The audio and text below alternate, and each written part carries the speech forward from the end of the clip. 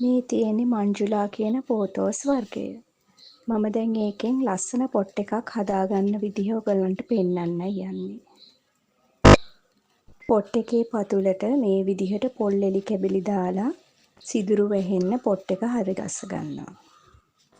ඒකට දාන බඳුන් මිශ්‍රණය ඔයාලට කඩෙන් ගන්නත් පුළුවන්. නැත්නම් ගෙදර හදාගන්නත් පුළුවන්. කොහුබත් කොටස් 1යි, කොම්පස් කොටස් 1යි, ගඟේ වැලි කොටස් 1ක් මිශ්‍ර කරලා ඒ මිශ්‍රණය ඔයාලට හදාගන්න පුළුවන්. පොට් එකේ භාගයක් විතර වැහෙන්න ඒ මිශ්‍රණය මේ විදිහට දාගන්නවා.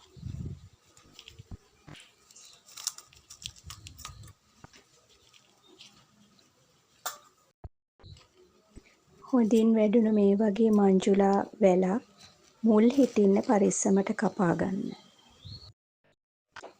දැන් අපි කලින් හදාගත්ත පොට් එකට ඒ වැල මම හිටවන්නයි යන්නේ.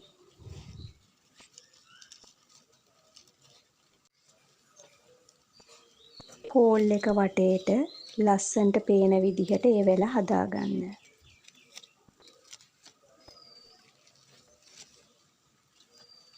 පෝල් එකට තියලා මේ විදිහට පොල් කෙන්දකින් ඔයාලට ඒ වැල පෝල් එකට ගෙට ගහගන්න පුළුවන්.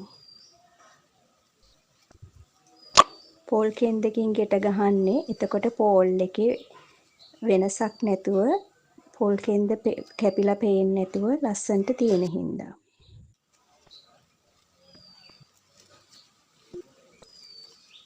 කොළ ලස්සනට පිළිවෙලට පේන විදිහට හදාගන්න.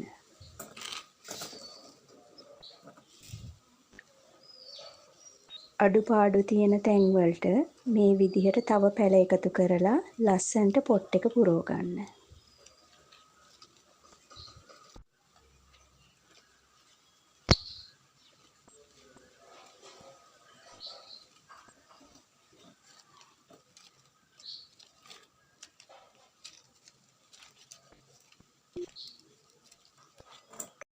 පැල ටික හිටව ගත්තට පස්සේ පොට් එක වටේට බඳුන් මිශ්‍රණය දාගන්න.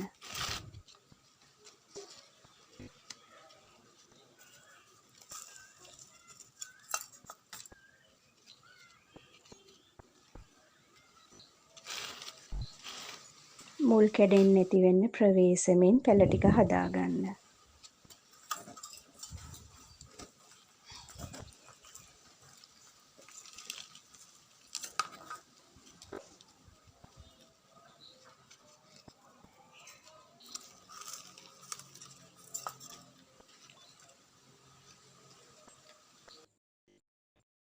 දැන් මම පොට් එකේ පිටිපස්ස කොටස සම්පූර්ණ කරන්න තවත් මේ වගේ කපාගත්ත මංජුලා පැලයක් එකතු කරන්නයි යන්නේ.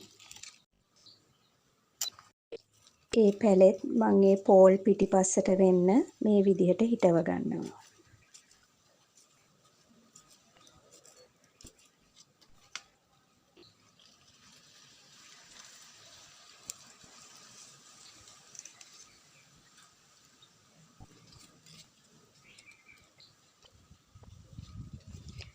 කොළ ලස්සනට පේන විදිහට පිළිවෙලට හදාගන්න.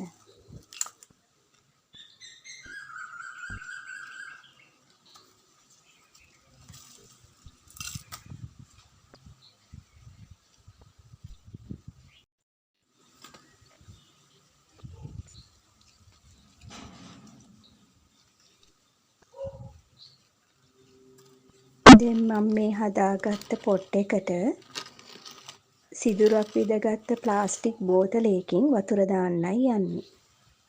පොට් එක වටේට මේ විදිහට මේ වගේ සිදුරු කරපු බෝතලයකින් වතුර දාගන්න පහසු හින්දා ඔයාලටත් පුළුවන් මේ වගේ බෝතලයක් සිදුරු කරගෙන පොට් එකට වතුර දාගන්න ගෙදරදිම හදාගන්න.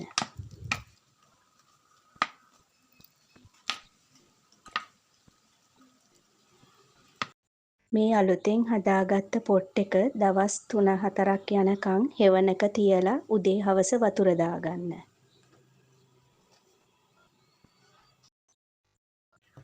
මේ තියෙන්නේ මම ඒ හදාගත්ත ලස්සන මංජුලා පොට් එක.